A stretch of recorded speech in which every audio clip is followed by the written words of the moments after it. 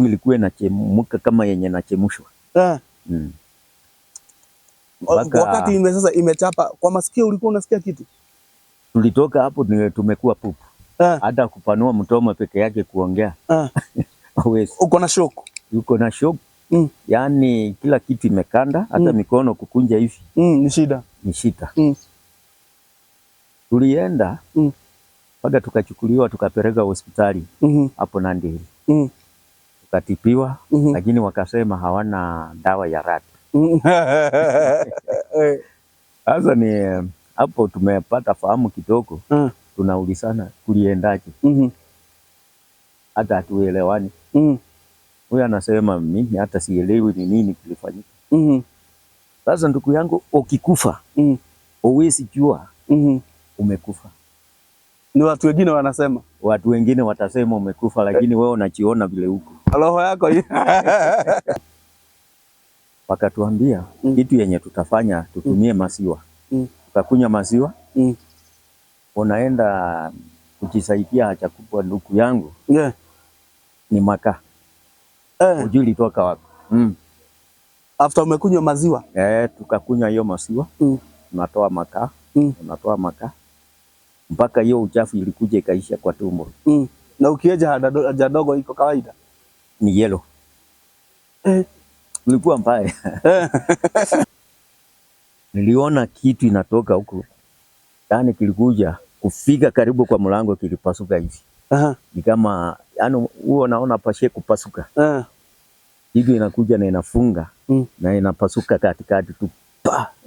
Na ni kitu ya kara gani? Ilikuwa kama orange. Kama purple, green, blue. Ilifika tu kwa mlango hivi na ikapasuka.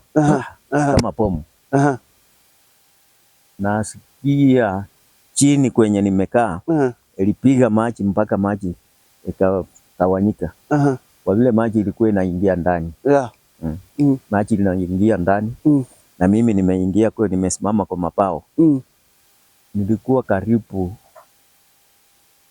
nikufia hapo. Hapo ndiyo ilikuwa mwisho wangu sasa. Mwiroreri wa Githaku TV, karibu sana. Ritwa njitagwo Apostle CMG Macharia. Haha ni Githaku TV haria tuga ni mwigitio wa ruriri. Na muthenya wa umuthi ina ndungata ya Ngai ya njerera itagwo Pastor Morris Wagira. Na haha agayana na kiugo kia Ngai.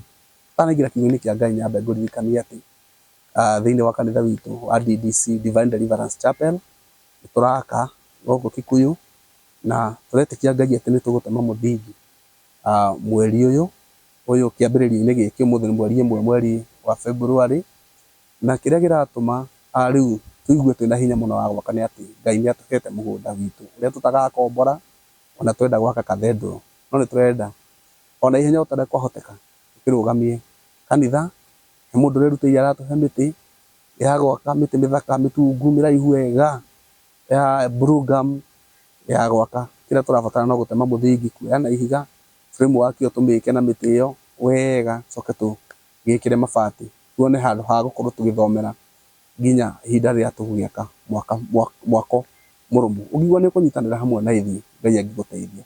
Namba yakwa nĩ ngũmĩkĩra haha from the beginning of this channel to the end. No aranĩrie naniĩ either through WhatsApp, na Ngai nĩ egũgwĩka wega. Twamũkĩre ndungata ya Ngai Morris Wagira aturehere kiugo. Pastor Morris, karibu sana. Asante. Nimefurahi kukuona. Hata nami nimefurahi. Yesu ni Bwana. Amen. Ametujalia siku ya leo tukaiona upya. Amen. Amen. Sasa salimia mtazamaji. Najua wewe utatumia Kiswahili. Salimia mtazamaji alafu utuelekeze kwa neno. Amen. Watazamaji, ninawasalimu katika jina la Yesu Kristo. Mimi kwa majina ni Morris Wanjala Wangila kutoka Kenyatta University, na kanisa langu liko AM ama Kenyatta Market, na ninamkaribisha kusikia neno pamoja na tuchengane kiroho. Amen. Amen. Tuelekeze sasa kwa neno. Mkate wa leo ni wewe unatupea. Asante. Dhimu inasemaje? Hii ni mwito ambapo Ibrahimu alikuja kuitwa na wakati alikuja kuitwa aliitwa peke yake. Alikuwa na wasasi wake ambao walikuwa ni waabudu sanamu.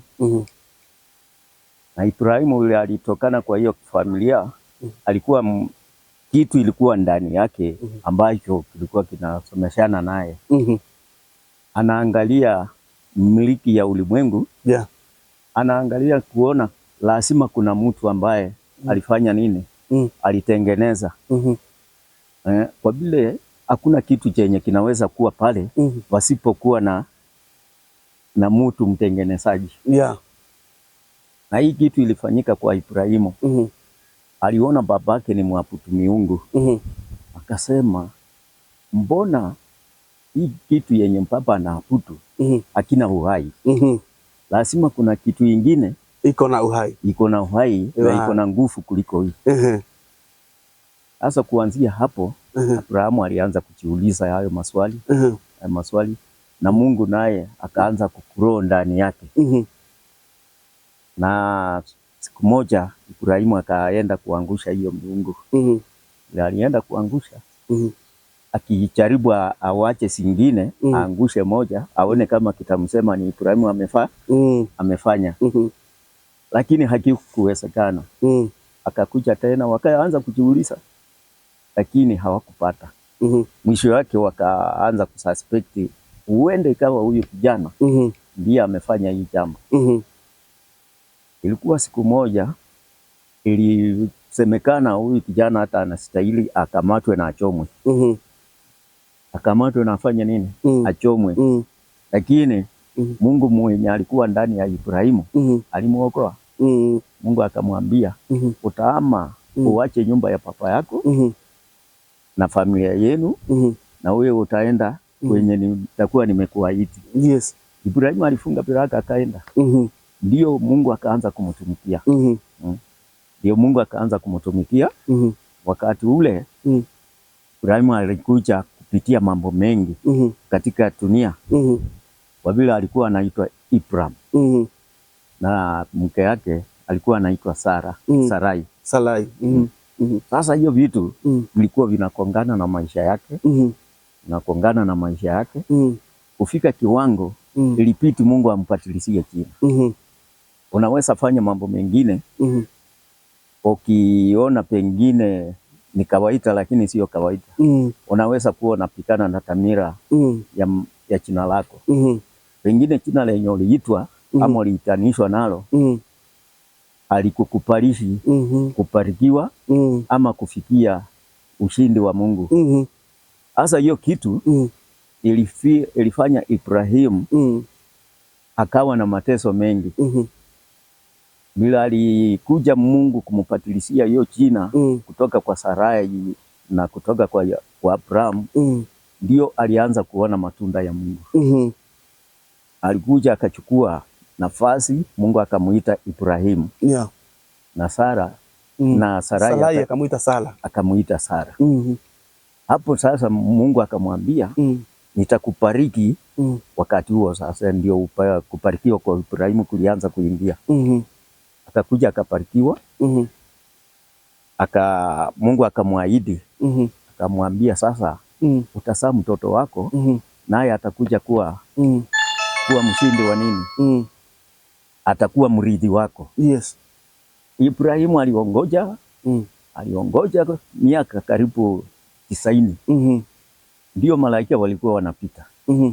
Unajua kukaribisha wageni, saa zingine unaweza kuwa unakaribisha malaika. Kweli. Na unawakaribisha pasipo kujua. Ibrahimu alikuwa mkarimu.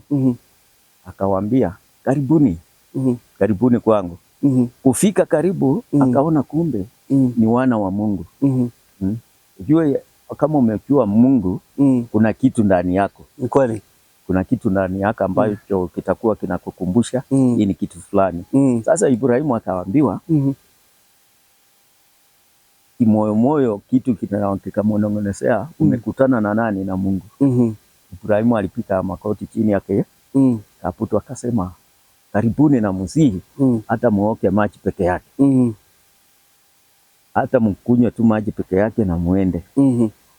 Sasa Ibrahimu vile aliwakaribisha wakakuja kwake wakakaa, akawapea maji wakatawadha miguu yao, wakakaa. Kukaa, alikuja wakamwambia Ibrahimu, tumeshukuru kwa vile alichuna kondoo na akatengeneza, akaoka mkate, wakakula. Vile walikula wakashukuru, wakasema sisi tunaenda na tutakuacha bure, tutakuacha na ahadi ya Mungu. Mmoja yao akasema, wakati nitakaporudi mwaka ujao, wakati kama saa hii, Sara mkeo atakuwa na mtoto, Ibrahimu alisema kimoyomoyo, mimi mzee kama mimi sasa itawezekanaje niwe na mtoto? Na kumbe Sara naye ako nyuma ya tendi. Sara ako nyuma ya tendi. Na malaika akamuuliza, na mke yako Sara hapo wapi? Akamwambia hako nyuma hapo. Kumbe Sarai, kumbe Sara anasikiza yale mambo ambayo anasikia wenye wanaongea. Naye akacheka moyoni akasema, kweli hii itafanyika kwangu mzee kama mimi. Mama mkongwe miaka 80 na kitu. Nguvu imeisha. Nitaweza kupepa mtoto tena tukawe na watoto. Ninaweza sikia hamu ya mume. Itawezekanaje? Ibrahimu na mkewe walikaa na hiyo jambo. Na Ibrahimu akasema, na iwe vile umesema mkubwa. Mungu hakumwachia pale. Walikuja wakaishi. Sasa Sara naye akamwambia, tazama mimi niko mzee sana. So chukue mchakasi wangu. Anamwambia mimi siwezi pata hamu. Sitaweza pata hamu ya mzee. Yule anaweza pata. Huyo mwenye ako pale Hakari atapata. Na atakunisaidia watoto. Ibrahimu akatie amri ya pipi yake, akamchukua. Kumchukua akapata kijana. Alipata kijana, akasema huyu ni nani? Ishmaeli. Akamuita Ishmaeli. Sasa alipomuita Ishmaeli, Mungu tena akamkujia akamwambia, sasa nataka nikubariki, utapata. Ahadi ya Mungu haianguki kando. Amen. Akamwambia, mimi nitafanya nini? Nitakujalia utapata kijana mrithi. Na akasema, hata ungesema Ishmaeli, lakini kwangu sioni kama nitaweza. Mungu akamwambia, hapana, chenye Mungu amesema, amesema na kitatimizwa. Nitasema na kitatimizwa. Muda sio muda. Ibrahimu alikuwa kimwili na bibi yake Sara, wakapata mtoto ambaye mtoto wa ahadi. Sasa hata wakiwa wakongwe, usichokakata tamaa. Ati mimi nimekuwa sijui nini, nimekuwa chini sana. Hapana, ahadi ya Mungu, Mungu mwenye alikuweka anajua. Ni kweli. Mpaka itimizwe. Na wakati Ibrahimu ilitimizwa, ilikuwa mshangao kwake. Na kwa kulingana na vile alicheka na Sara akacheka, mtoto akaitwa nani? Isaka. Isaka kwa Kiebrania ni kicheko.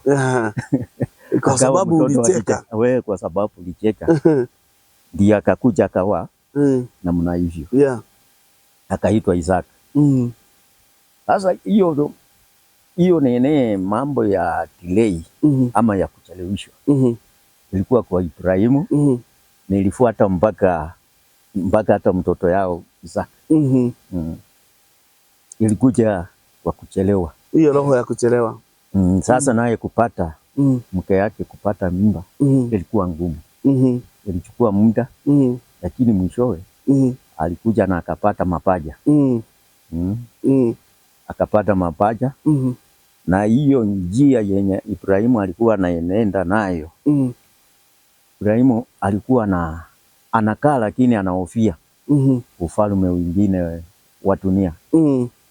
Akienda na bibi yake mahali alikuwa anarudi nyuma anasema wewe ndio useme ni tata yangu. Usiseme ndugu yangu. Unaweza fanya ni uawe. Wanaweza kuniua. Yaani Ibrahimu alikuwa ameoa pipi mwenye hajawahi onekana kwa mwingine.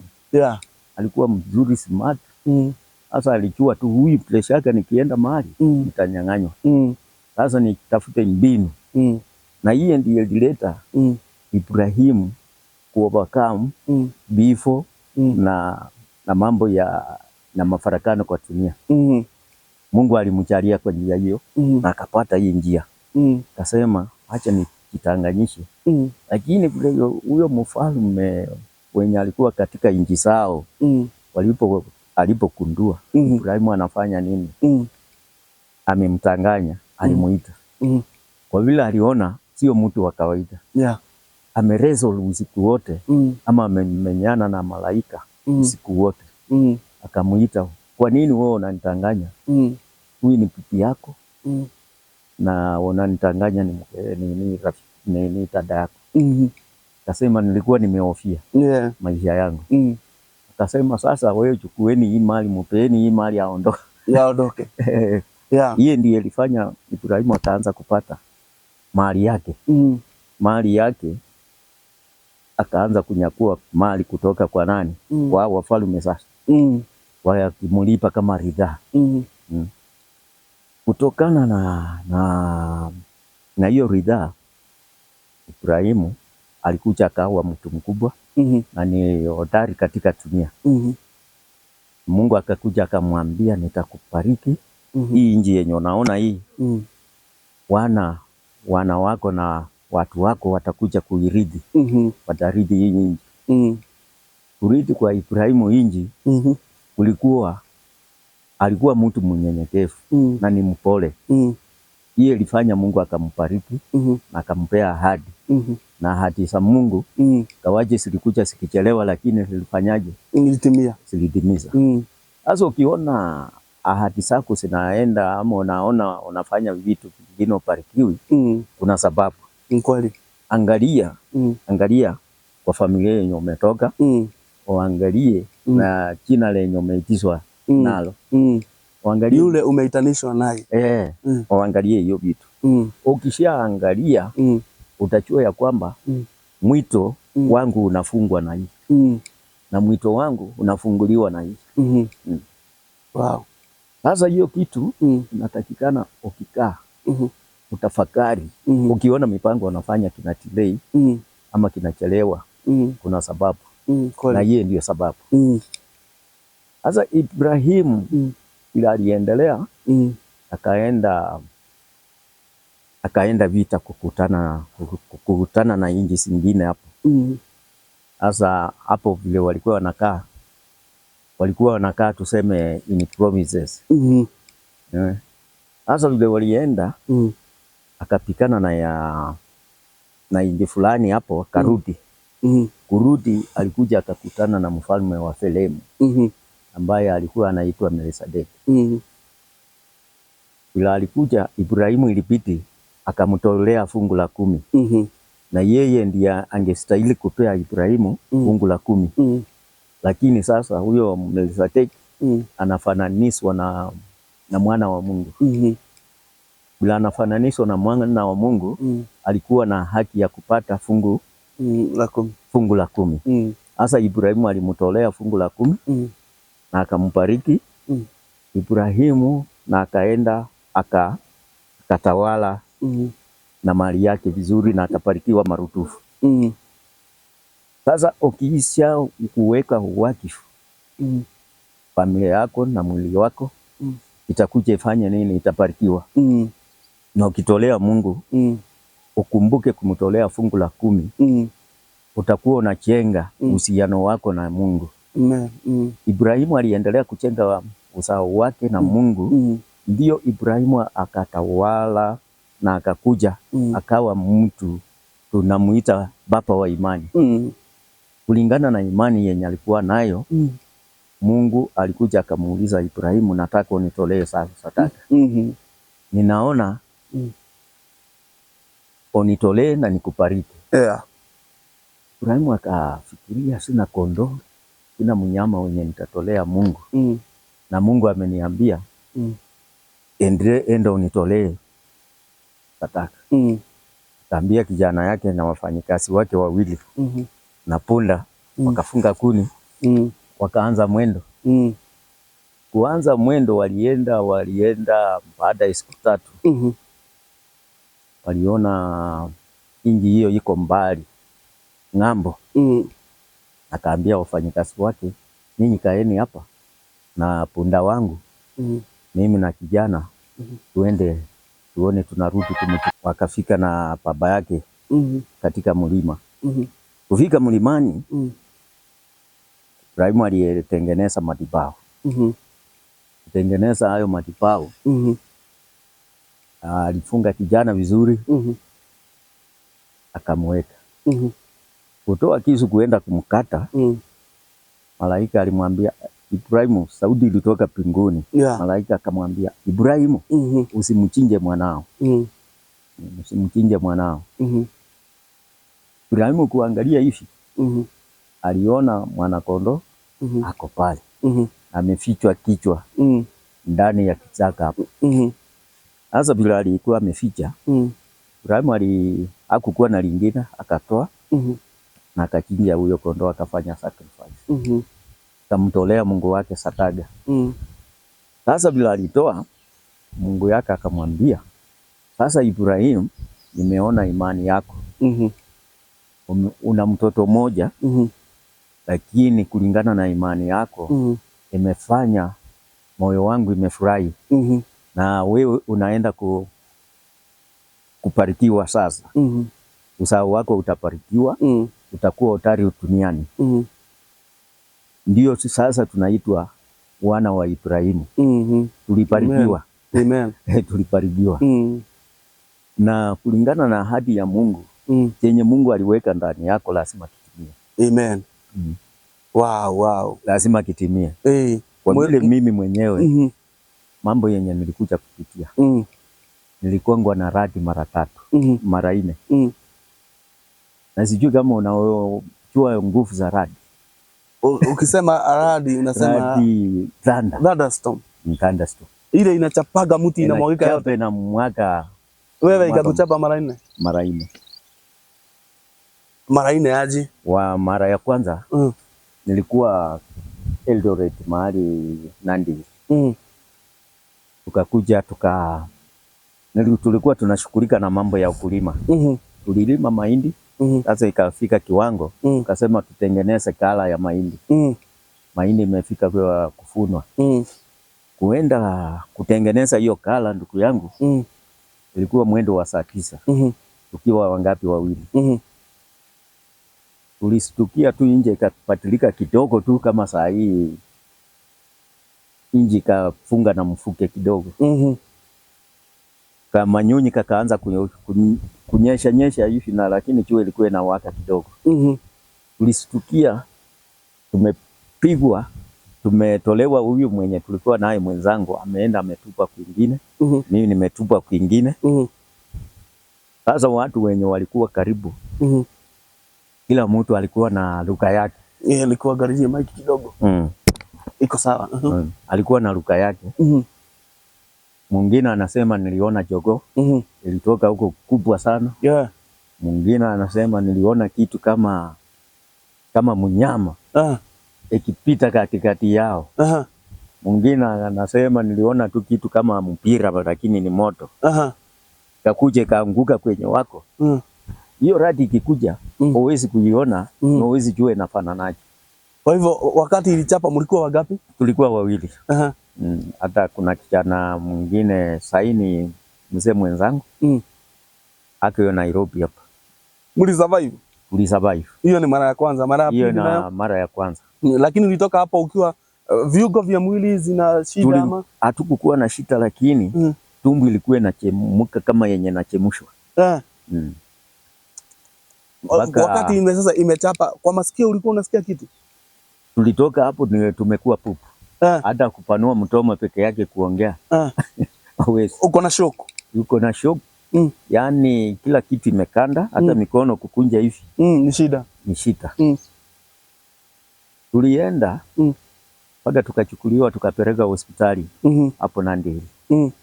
Tukatipiwa lakini wakasema hawana dawa ya rat. Sasa ni hapo tumepata fahamu kidogo. Tunaulizana kuliendaje? Hata hatuelewani. Huyu anasema mimi hata sielewi ni nini kilifanyika. Sasa ndugu yangu, ukikufa huwezi jua umekufa. Ni watu wengine wanasema. Watu wengine watasema umekufa, lakini wewe unajiona vile huko. Roho yako unaona watu wakilia. Unaona tu watu wakilia nini, hao watu wamekufa nini, kwa vile tuliyekuwa tumeanguka. Vile walikuja wanapika ndugu yenye iko, lazima Mungu anakusuti. Kama hatungekufia pale, hatutakufa. Kweli. Tulikaa na tumaini. Ukuwa na hiyo tumaini ilitusaidia. Wakatuambia kitu yenye tutafanya tutumie maziwa. Tukakunywa maziwa. Unaenda kujisaidia haja kubwa ndugu yangu. Ni makaa. Ujui litoka wapi. After umekunywa maziwa? Tukakunywa hiyo maziwa. Unatoa makaa. Unatoa makaa. Mpaka hiyo uchafu ilikuja ikaisha kwa tumbo. Na ukieja haja dogo iko kawaida? Ni yellow. Ulikuwa mbaya. Sasa tukashindwa. Mungu huyo ni Mungu ambaye Mungu wa Ibrahimu anaokoa. Na sasa na hiyo ni ya kwanza, na ya pili? Hiyo ni ya pili. Ya pili nikawa Eldoret town. Eldoret town mahali inaitwa Kapsabet. Hapo tulikuwa kasini. Tukapiga kazi. Lakini mimi vile nilikuwa na malizia kazi, nikawacha kwa kale ka nyumba. Kalikuwa ka kutoa maji, ka kupika maji, ka water pump, umeweka hapo.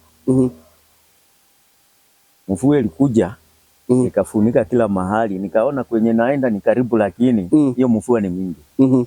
Na huko ndani tumepanga mabao. Nikasema hata hapa sitajikinga tu, mvua iko sawa. Ni chini ya nyumba ama ya mti?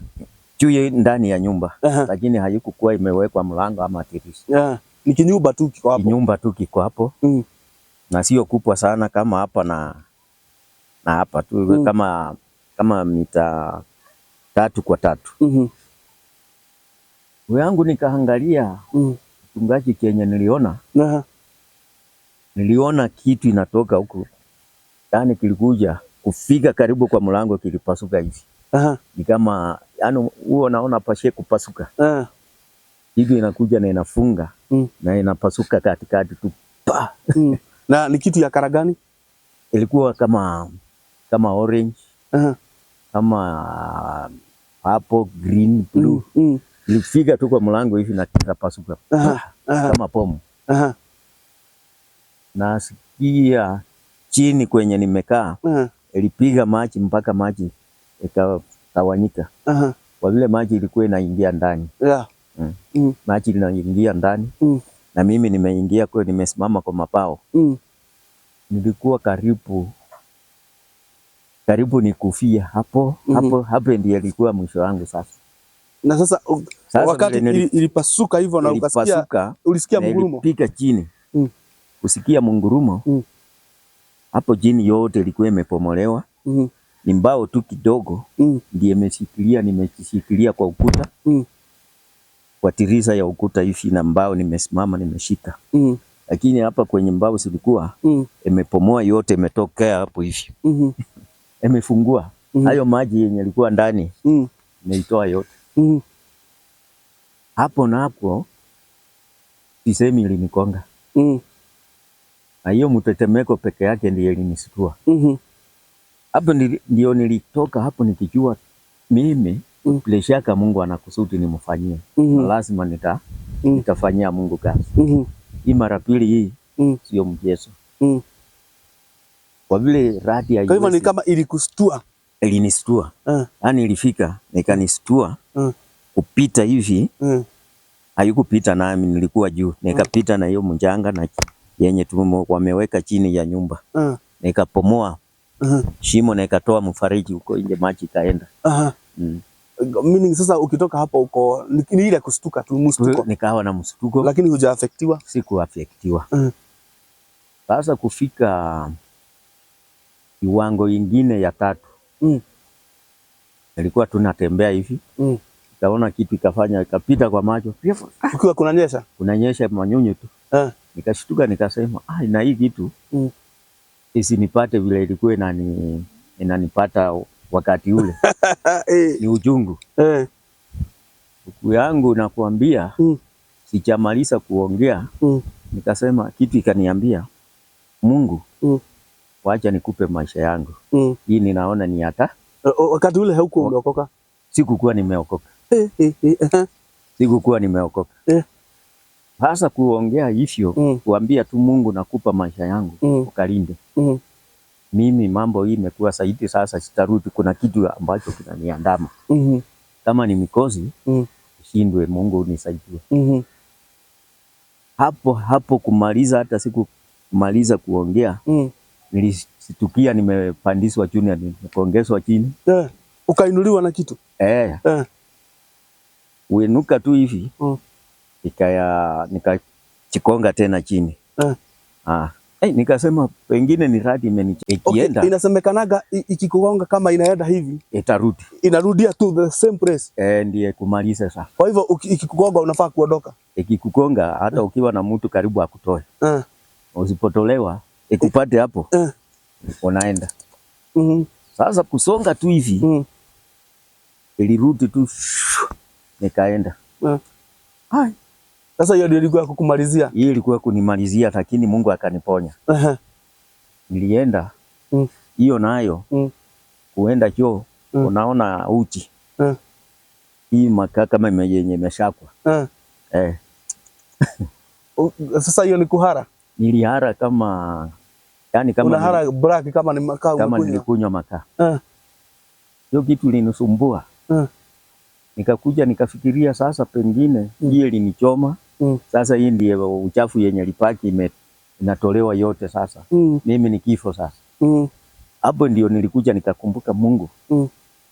Ako. Nikasema Mungu, sasa nitakutafuta. Sasa hiyo ni ya 4. Hiyo ni ya 3. Sasa kukuja kwa Mungu, nikaenda kwa pasa, wakaniombea. Akasema ushikilie neno, usiwache, Mungu atakushikilia. Mimi nikaona ni kawaida. Na nikasema hiyo vitu ipita. Sasa ya 4 ndiyo ilikuwa mwisho. Ya 4 sijui hiyo kitu ilikuja kwa njia gani. Kwa ile nyumbani kwangu kwa Poma, imepiga kila kitu. Hiyo imekukuta nyumbani? Sikukuwa hata nimefika nyumbani. Okay. Imepiga kila kitu, ndizi, mahindi, kwa Poma. Imemaliza. Na hiyo siku ndio nilikuja mimi mwenyewe, ikanichapa. Nilikuwa natembea tu hivi, nilistukia hii mikono imeshikanishwa hivi yote. Kumbe imepiga hii mikono, imeparalyze. Umepigiwa kwa barabara? Kwa barabara. Na sasa ukukuja ukakuta imegoga nyumbani? Kufika kwenye naishi tena ikarudi. Kufika tu kwenye nyumba, nafungua tu mlango kuingia. Hata ningekuwa kwa mlango katikati hivi, ingenimalizia kwa nyumba sasa. Sasa kuingia tu kwa nyumba, kufungua mlango hivi kuingia kukaa. Hata nilikuwa sichakaa kutaka mambo. Kitu yenye ilifanyika, ilikuja tu mara moja tena, nilipita na tirisha. Hiyo ndio ile fieka shaba. Hiyo ndio sasa nyumbani ni kando. Okay. Na yeye imekuja kwenye niko. Hapo ndio nilikumbuka. The same day. Wacha ndio mtazamaji aweze kuelewa. The same day hii ya 4 ilikuchapa. Ilikuchapa mikono. Chapa mikono. The same time ndio inagonga nyumbani. Ndio inagonga nyumbani. Inafieka madizi. Nini, mdizi, mahindi. Na ikapomoa nyumba upande moja. Sasa hiyo kitu. Kwa hivyo wewe ulikuwa unakaa hapo? Sikukuwa nakaa hapo, nilikuwa kwa sasa wewe ulikuwa unakaa. Tena imekukuta ikapiga dirisha. kapiga dirisha after imekupiga kwa barabara. Kwa barabara. Imenirudi tena kwa nyumba. Nilikuja nikasema, ulikuwa unafikiriaje? Hapo nilifikiria pengine kuna kitu inanitafuta nini ama kuna mjawa ananitafuta. Ulifikiria umerogwa? Nikafikiria nimerogwa. Na sasa na kwani ni mchawi ako na nguvu aje, anakuroga anatoa nguvu za Mungu huko juu anazileta? Ama nilienda kama ulikutana na manabii anakuambia hii mambo? Nikaenda nikakutana na nabii mwingine. Alikuwa anafanya KCC Eldoret. Kamuuliza, mchungaji, hii mambo imeendaje? Alijeka tu akuniambia kitu, akasema wewe kaa chini kwake. Umeokoka? Nikamwambia nimeokoka lakini sijashika. Nilikuwa nimeokoka. Unatetema. Aliniuliza hii mara 3 umeona aje na hii ya 4? Aliniuliza hivi. Nikamwambia nimepitia machutu. Akasema wewe saa hii kitu yenye ungefanya ungekuwa umelilia Mungu, hata umerarua mavazi ukiugia Bwana. Hii ndio mwito Mungu anakuita umfanyie kazi. Na nikamuuliza na mchungaji, Mungu yani anakuita mpaka kwa radi? Hii masaa yote nipige? Na akaniambia Mungu anataka uokoke, amehifadhi maisha yako. Huyo mchungaji anaitwa Gabriel. Sasa hapo ndipo uliokokea? Hapo ndio niliokoka. Kasema, na nikuulize kidogo kabla sasa tumalizane na hapo kwa mchungaji. Ile ilikuwa imekuchapa mikono nayo iliendaje? Hii mikono iliparalyze. Haikuwa inashika kitu. Hata kukula ilikuwa shida. Na wakati huo wewe uko na familia? Nilikuwa sijapata familia. Na background mama baba? Mama na madugu na dada. Mama alikuwa, papa alikuwa. Wanakuambia, unawaambia ni nini? Niliwaambia, wakasema hiyo pengine ni mikosi tu inakufuata. Kasema sasa hii mikosi itakuwa mpaka nini? Kwa nini haifuati mtu mwingine na niona tu mimi? Sasa papa aliniambia kitu yenye ungefanya, tafuta pastor kuombea. Sasa mimi nikamwambia, kwanza nilimwambia hiyo ya 3 ndiye aliniambia. Kamwambia papa, na mbona kuna watu wengine waliokoka lakini ninawaona ni wenye shida.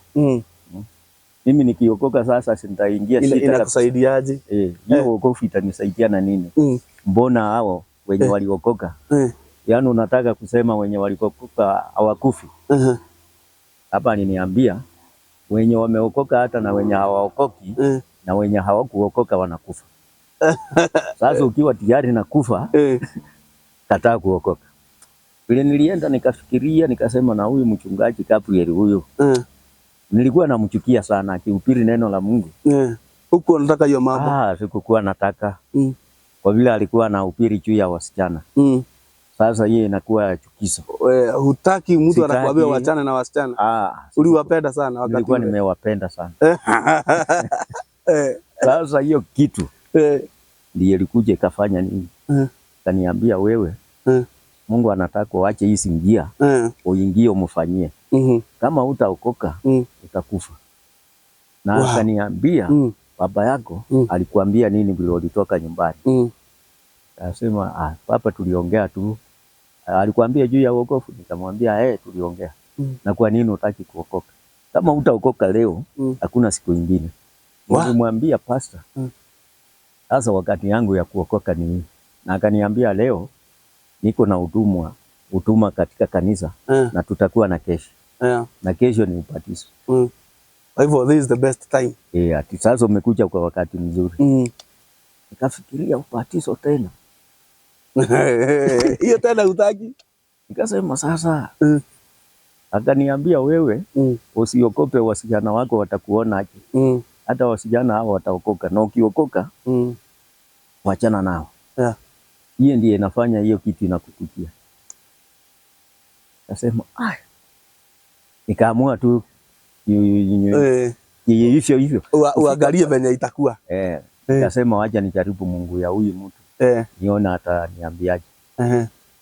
Nikaenda nikabatizwa, tulipiga kesha vizuri. Sasa hapo ukaokoka? Hapo sasa mkarara kesha? Ilipiti hiyo usiku. Ulikuwa unatupu. Ni usiku wa kutubu. Akasema saa hii hakuna raha na hakuna urafiki.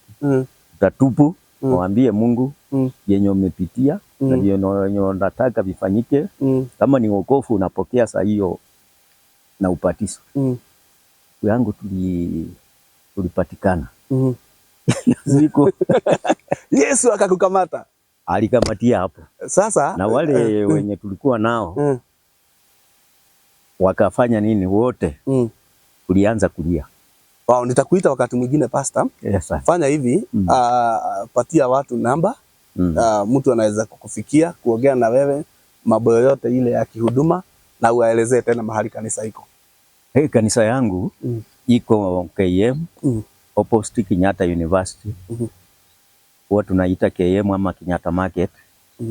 Ukitaka kunifikia kuja kwa nambari yangu ya simu ama ya rununu na ni 0710 88 92 75. Na ingine iko 07. Peana tu hiyo moja. Okay, sawa. 0710 88 92 75. Na tukimalizia nina mkutano tarehe 8. Napenda kuwatangazia wasikilizaji wangu tarehe 8 mwezi wa 9, mwezi wa pili. Tarehe 8 na tarehe 9 mwezi huu wa pili. Utakuwa na mkutano mkubwa sana KM. Na ninaomba wenye matatizo mbalimbali wakikuja wataparikiwa. Wagonjwa watapona. Tunaona Mungu anafanya. Jaribu Mungu wa KM ataponea. Asante sana. Hiyo niyo namba ya Pastor Morris. Ungenda gucamania nake no muhurire na beo. Wire ori ingi ati angikorwo subscribe thini wa channel no itikire subscribe. Tucamanie hindi wengi. Shalom, shalom, shalom.